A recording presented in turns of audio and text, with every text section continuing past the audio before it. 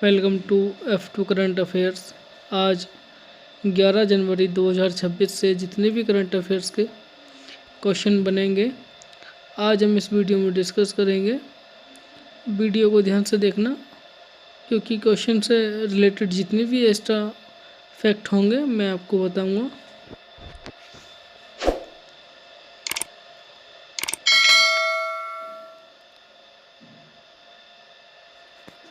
First question है, पुरातत्वविदों ने किस देश में स्थित तक्षशिला के पास भिरटिला क्षेत्र से 2000 वर्ष पुराने सिक्के और लेपिस लाजुली की खोज की? Option C, Pakistan. इसके बारे में डिटेल में पढ़ते हैं।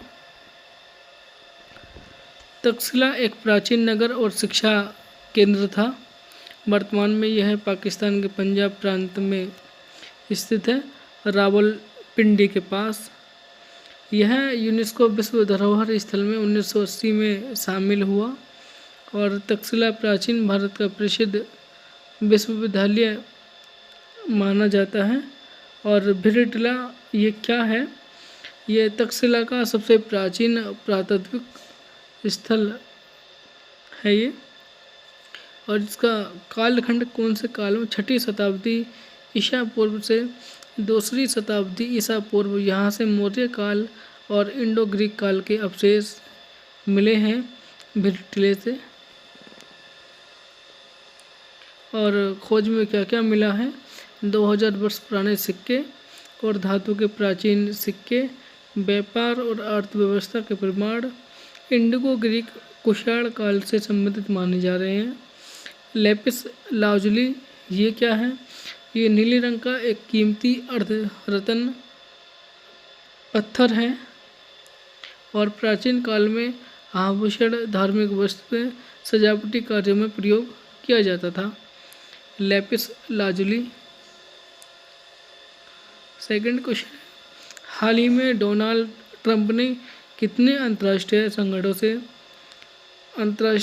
संगठनों से हटने का आदेश दे दिया है?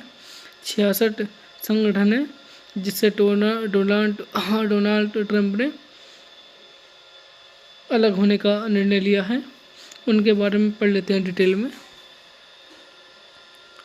राष्ट्रपति डोनाल्ड ट्रंप ने 7 जनवरी 2026 को एक प्रेसिडेंशियल मेमोरेंडम राष्ट्रपति ज्ञापन पर हस्ताक्षर किया है। इसके तहत संयुक्त राष्ट्र अमेरिका यूएसए को कल 66 अंतर्राष्ट्रीय संगठन और संस्थाओं और सम्मेलनों और संधियों से अलग विड्रॉ करने का निर्देश दिया है। और द अमेरिकन प्रेसिडेंसी प्रोजेक्ट क्या हुआ?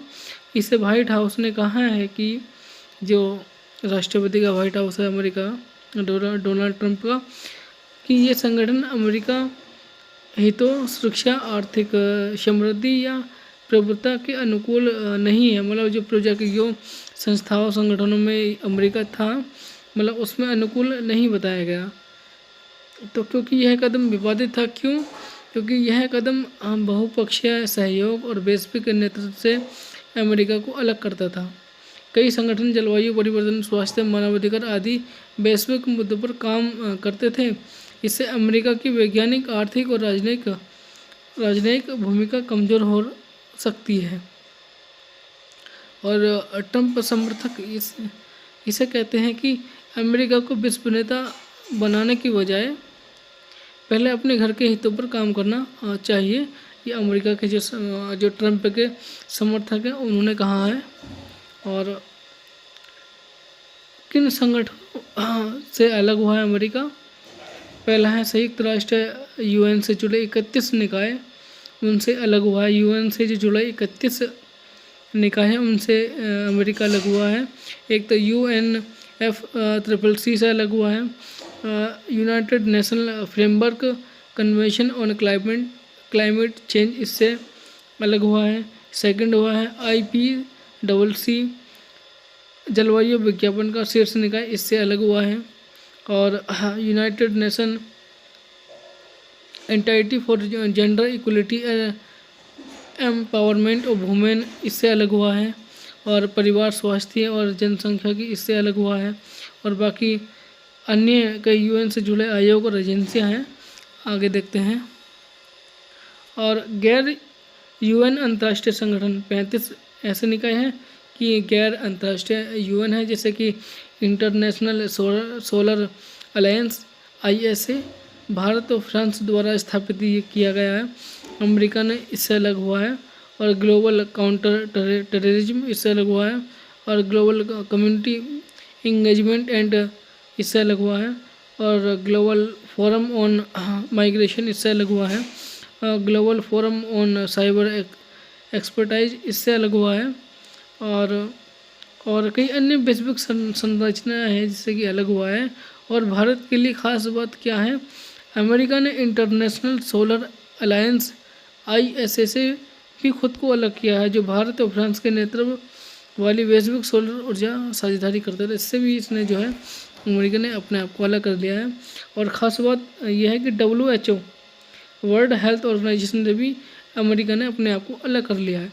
ये खास पॉइंट, मोस्ट इम्पोर्टेंट क्वेश्चन है। WHO से अमेरिका इस टाइम बाहर है।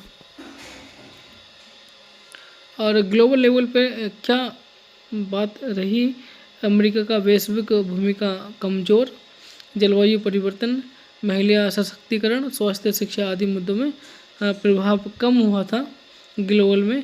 और अमेरिका का मल्टीलेटरल कोऑपरेशन से दूरी बनना और विश्व राजनीति में इसकी चिंता है। जनवरी 2026 में किस राज्य केंद्र शासित प्रदेश ने मानव रेबीज को महामारी रोग अधिनियम 1897 के तहत अधिसूचित बीमारी घोषित किया है? Option B, Delhi. इसकी जो घोषणा तिथि 4 जनवरी 2026 को दिल्ली के स्वास्थ्य मंत्री डॉक्टर पंकज कुमार सिंह और मुख्यमंत्री रेखा गुप्ता के नेतृत्व में अधिनियम महामारी रोग अधिनियम जो 1897 इसका उद्देश्य है कि दिल्ली में कुत्तों से होने वाले रेबीज से शून्य मृत्यु के लक्ष्य को प्राप्त करना है।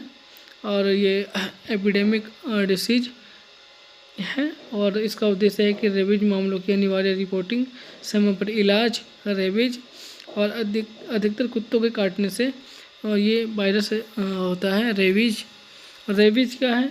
एक घातक वायरल रोग है यह। और वायरस कौन सा है? रेबीज वायरस है, लाइसा वायरस। और मुख्य रूप से कुत्तों के काटने से बंदर, बिल्ली, चमगादड़ से फैलता है। मानव रेबीज क्यों खतरनाक है? एक बार सिम्टम्स आ जाने के बाद लगभग 100% मृत्यु की संभावना रहती है। और इसके सिम्टम्स क्या हैं? पानी से डरना, हाइड्रोफोबिया, तंत्रिका तंत्र पर असर, मानसिक असंतुलन, इसके जो है सिम्टम्स है रेबीज वायरस के। इसरो वर्ष 2026 के अपने पहले प्रक्षेपण कार्यक्रम की शुरुआत किस मिशन से करेगा?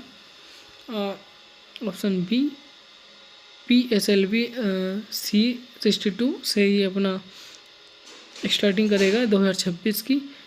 इंडियन स्पेस रिसर्च ऑर्गेनाइजेशन 12 जनवरी 2026 को ये लॉन्च होगा। स्थान कहाँ से होगा? सतीश धवन स्पेस सेंटर श्रीहरिकोटा से होगा। इसका उद्देश्य क्या है? इसमें जो है मुख्य उपग्रह जो है वो EOS N1 जिसे अन्वेषा भी कहा जाता है और सौर समकालीन कक्षा SSO में स्थापित करना। यह एक अत्याधुनिक पृथ्वी अवलोकन अर्थ ऑब्जर्वेशन उपग्रह है जो हाइपर स्पेक्ट्रल इमेजिंग के लिए प्रयुक्त होना, यानी यह दृश्य से परे इलेक्ट्रोमैग्नेटिक स्पेक्ट्रम का भी उपयोग करके सतह की वस्तु और विशेषताओं को पहचान सकता है। कृषि, सीमा निगरानी, शहरी नियोजन ये करेगा। और 18 छोटे और मध्यम उपग्रह जो है इसके तहत लॉन्च किए जाएंगे। और इनमें से कुछ विशिष्ट है, कौन सा?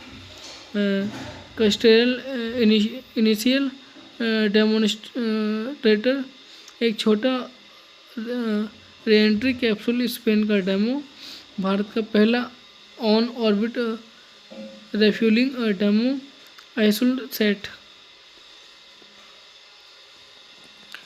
गोवा के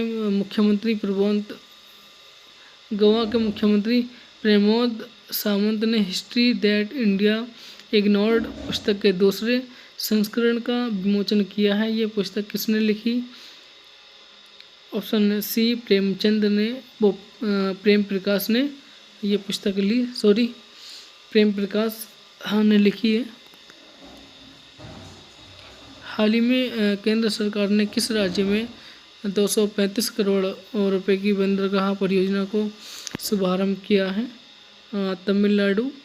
सागरमाला परियोजना के तहत जो तटीय एरिया पर हमारे बंदरगाह है उनको आधुनिकीकरण एकदम कंप्यूटराइज करने का निर्णय केंद्र सरकार ने लिया है।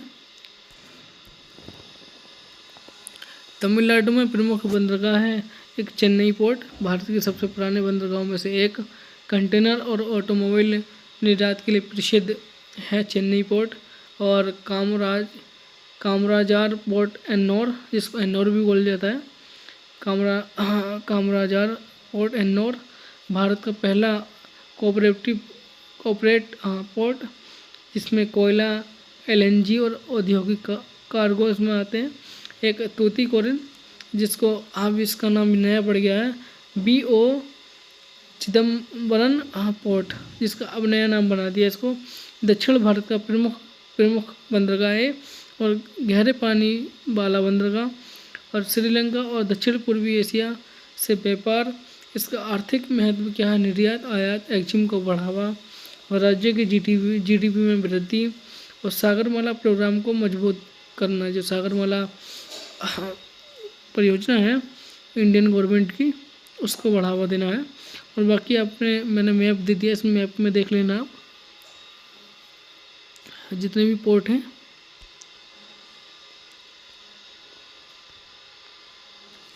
हाल ही में किस राज्य में देश की पहली पूरी तरह से पेपरलेस कोर्ट, कागज रहित अदालत की शुरुआत की गई? ऑप्शन बी केरल में कागज रहित अदालत स्टार्ट की गई है, देश की पहली पेपरलेस कोर्ट। फरवरी-मार्च 2026 में होने वाले आईसीसी पुरुष T20 विश्व कप की सह मेजबानी कौन करेगा? भारत और श्रीलंका, ये दोनों देश करेंगे T20 मैच की सह मेजबानी। अमेरिका के राष्ट्रपति डोनाल्ड ट्रंप ने भारत में नया अमेरिकी राजदूत किसे नामित किया? ऑप्शन बी सर्जियो गोर को। सर्जियो गोर अमेरिका के नए राजदूत इंडिया में नामित किए गए हैं। गृह मंत्रालय की अधिसूचना के अनुसार जनगणना 2027 का पहला चरण कब शुरू होगा?